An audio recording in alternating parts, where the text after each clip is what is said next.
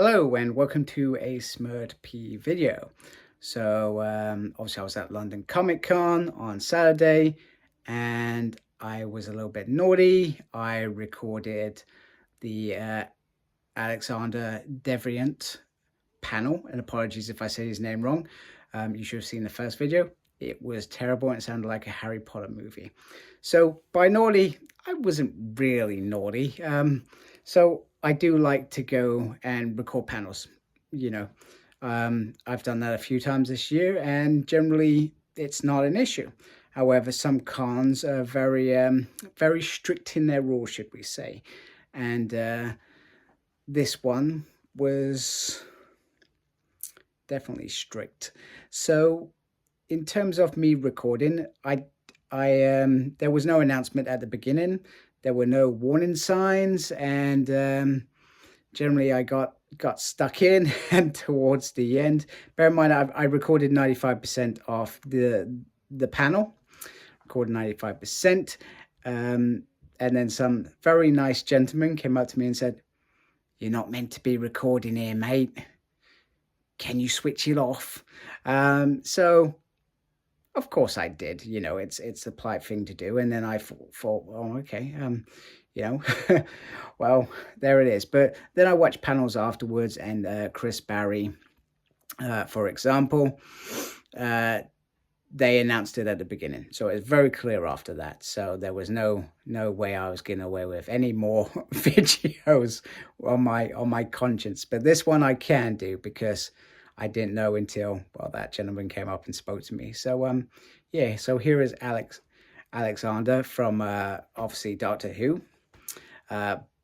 Big part of Unit, or whenever they show up. I think they've shown up in maybe 3 episodes from the last season, or maybe 4.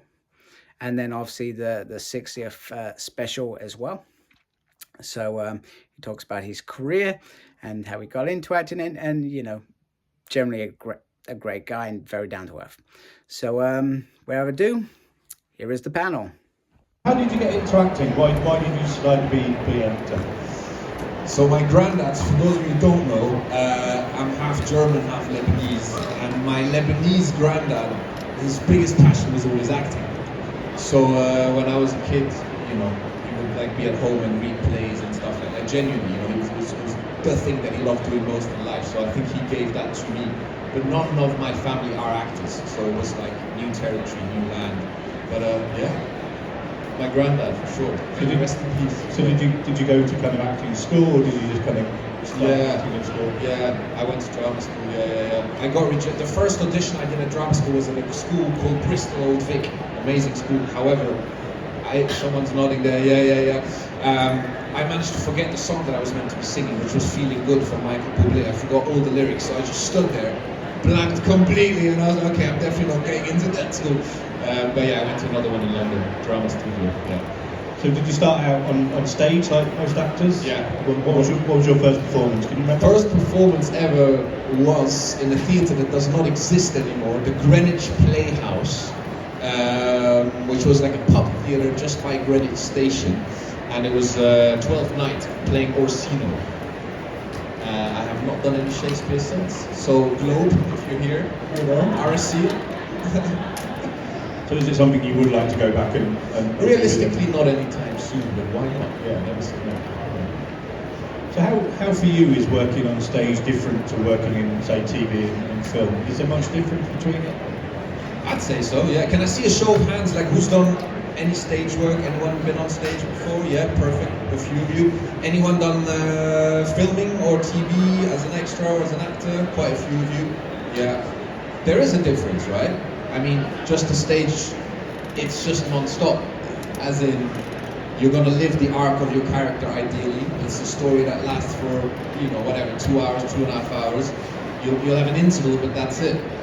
Whereas filming is much more stop, start, you know. People who've never been on a set before and come for the first time, they're like, wow, you just wait around for such a long time. Like, when are you actually working? Because the actual takes are so short. But yeah. When you're working on stage and you're doing the same show, you know, every day, yeah. How do you stay motivated to kind of not get bored, I guess? Yeah. I think it's only human. I think you feel the same if you're in a job and you've done the same job for like years, and you get into a certain routine and stuff. But there's little tricks to get yourself motivated. The key is just bouncing off each other's energies. The other actors, the other cast members, and just always finding new little moments. Every show is fresh, is new. There will be differences. It's never going to be the same. And holding on to that and seeing that as a positive. But yeah, we did a show. I don't know if anyone has seen it, called The Jungle. Did anyone see The Jungle in the West End? Nope, that's fine. It was like 5 years ago. And we did that show 365 times, I think, and we took it to New York and San Francisco. And yeah, it was just all about finding those little nuggets, new elements, new bits. Yeah. So when you first moved into kind of TV work, when you decided that's what you want to do, tell us a bit about your first audition. How did that go, and what was it for? First audition, TV audition. I did a stint on Emmerdale, believe it or not, and as a French cyclist. And what was quite funny about that, so the audition went quite well, but what was quite funny about that role is that my character, it was when the Tour de France had a leg in England, basically, and my character sort of has an accident and then appears in the village and only speaks French. And no one understands them. They all speak English. And then I fall in love with someone, and then she asks me, "Oh, but I thought you were flaming gay," and I tell her in French, "No, I'm not, and I love you, and I want to be with you," and stuff. And that was sort of my first TV experience. Lost in translation, basically. How many languages do you speak? I speak on a good day 4.5. No, I speak German, English, Spanish, French, and a bit of Arabic. It's the background. Yeah, of course. The cultural background, basically. Okay, so we'll move on to Doctor Who. Yeah. Nice. A couple of fans in. So how did the audition for that go? Did you know you were auditioning for a role in Doctor Who and what that part was? I knew it was Doctor Who, but you know how things change, especially during COVID. Lots of castings are done via self-tapes now, so you film yourself and you send the casting, so you don't even go to a room physically to be with a casting director or a director or whatever. So that was done by a self-tape, and it was only a few lines in the unit, basically with Kate Lethbridge Stewart, and I think it was like 6 lines or something, and that was it. Sent that off. I was like, that'd be cool to get, wouldn't it? And just forgot about it, and then a few weeks later, boom, got it. So yeah. Sounds really easy, these auditions, don't they? No, I mean, I make it sound. No, do you know what's tricky about it? Imagine if you're doing a job interview online, right? And you're like, hey, I'm amazing for this job, whatever, get me in. You send it off, and you send off 40 or 50 of them, and you get no response. That's often what happens with us, Or out of those 50, you'll have 30 no's and 20 they ignore you. So when these success stories happens and you get something, yeah, it's beautiful. Yeah. And obviously, it's hard to not be aware of Doctor Who, but did you watch Doctor Who? Were you aware of kind of the fandom that goes with it? Alright, so don't hate me, but I did not watch Doctor Who growing up, simply because I grew up in Brussels, in Belgium, in a German household, a German and French household, and I wasn't aware of it until much later. I moved to Britain when I was 19, and then that's when I started. Okay, so that's quite a big show, and it's been around for a while. But not when I was a kid, no. So when you go into a role like that, is there a little bit more apprehension maybe because you know you're going into this kind of massive franchise, or is it just another role? The first, no, it's not just another role. The first day that I shot, the first day on Doctor Who, we were in Bristol, and we shot some big scenes outside. You can see in the specials, it's the opening scenes of the specials. And I walk into this church, which was our green room, a massive church.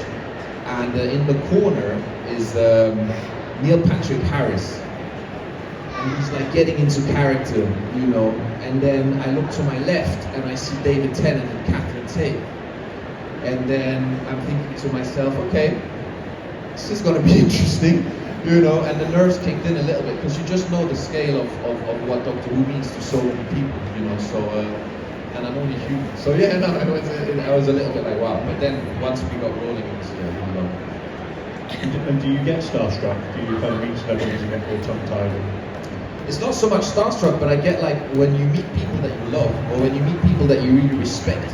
I don't know, there's something quite beautiful about it. You're just like, wow, that's so cool. Like I get to be with these, I get to work with these people now, you know, like when you're in drama school and you're a young aspiring actor and you just have all these dreams and aspirations and stuff, that's what you hope for, you know, one day, to be able to work with people that have inspired you. So, I mean, David Tennant, who loves David Tennant?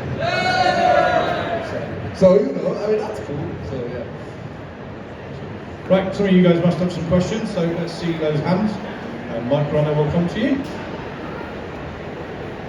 There we go, so this guy over here first. Thank you.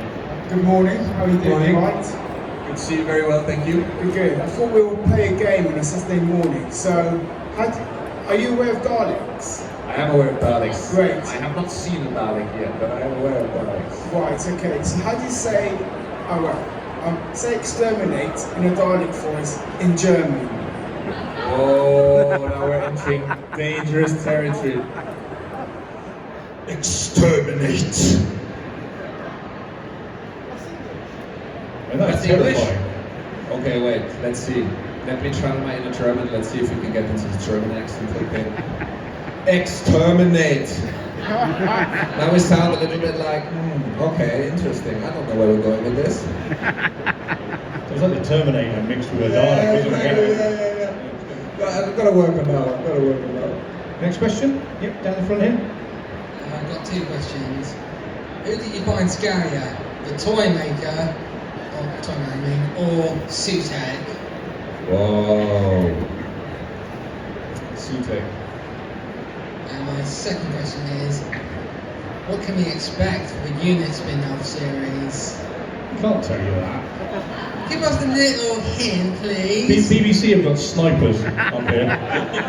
They actually really have as well as we We go. know they're Sea Devils, but we want to know a tiny bit more, please. Sea Devils indeed. I literally, it's quite fun. I mean, you know, you're obviously not the first person to ask me this because people have been asking me at the desk as well. And I literally got a call from the BBC press office yesterday and they said if you say anything that you're not meant to say. No, like I can't say it. All I can say is that we're still filming. It's gonna look amazing. Genuinely, the sets are incredible. I'm not just saying that because I'm in it. And tune in. I mean, it's gonna be cool. That's all I can say. Thank you. Yeah, you know you're never going to get any spoilers. You should see the briefing sheet I have to sign. It's terrifying. Next question. Where are we? Yeah, there's one right down the front here. Yeah, I genuinely can't look at you when I ask this. So I don't know if you're aware, but like after the last episode with your kid, you got hands, basically. Well, they're doing the title to Okay.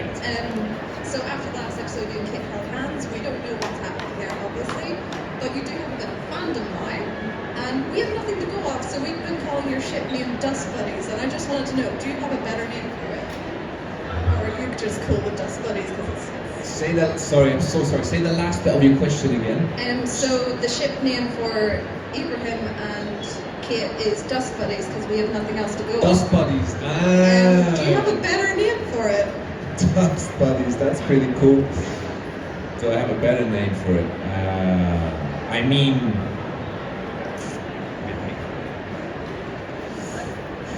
I don't off the cuff. If I'm perfectly honest with you, I like Dust Buddies.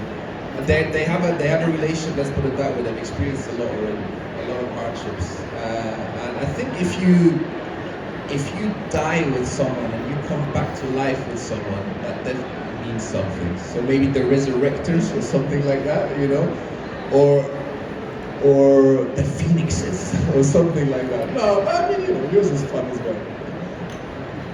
Okay, next one. I can honestly say we've not had a question like that for a while.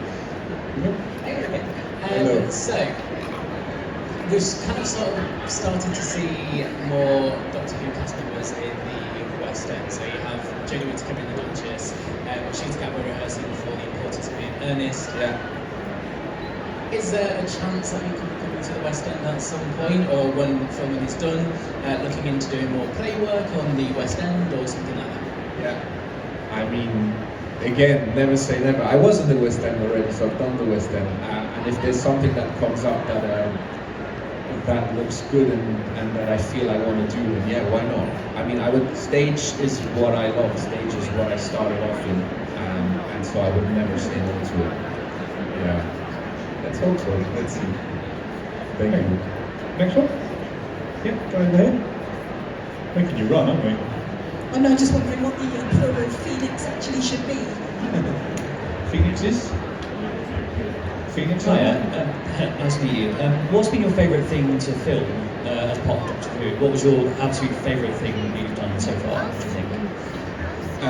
It's funny because we spoke about the toy maker earlier, didn't we? So shooting the toy maker scenes was super fun and super hot at the same time. The set was incredible. The big laser gun that the toy maker sat in was huge. But at the same time, it was one of the hottest days on record that year. So, but it was still really, really cool to be there and part of that. And then anything that we shoot at the unit transforms in many ways when we get attacked, etc. All kinds of things happen, and it's a cool space to go into and walk into every morning. You're like, oh, cool! So that's my office for the day. Nice. Those two, I'd say, yeah. So apart from the sets that are kind of physically there, Yeah. had you done much green screen work before, and how do you kind of work with that? Yeah, I've done some before. Yeah, the great thing about obviously Doctor Who is that there's so much that is done and built for you, and if it isn't, there's lots of imagery and stuff to get your imagination going. So yeah, lots of visualizations basically. Next question? Yeah. Couple all over the places, one here, couple there. So I wore blue socks today because I knew that the Showmaster crew had blue t-shirts, so I want to align with the fashion. Hi Alexander. Hey. So, with all the secrecy that there was behind the 60th anniversary, we were just as much in the dark about the bi-generation. Yeah. Were you kept in the loop with all of that, or was it just as much as a surprise to you? It wasn't as much of a surprise to me though, because I'll tell you why. Because we read the scripts, we got the script, and then we did a reading, and then we discussed it. Thank you for watching that video of Alexander.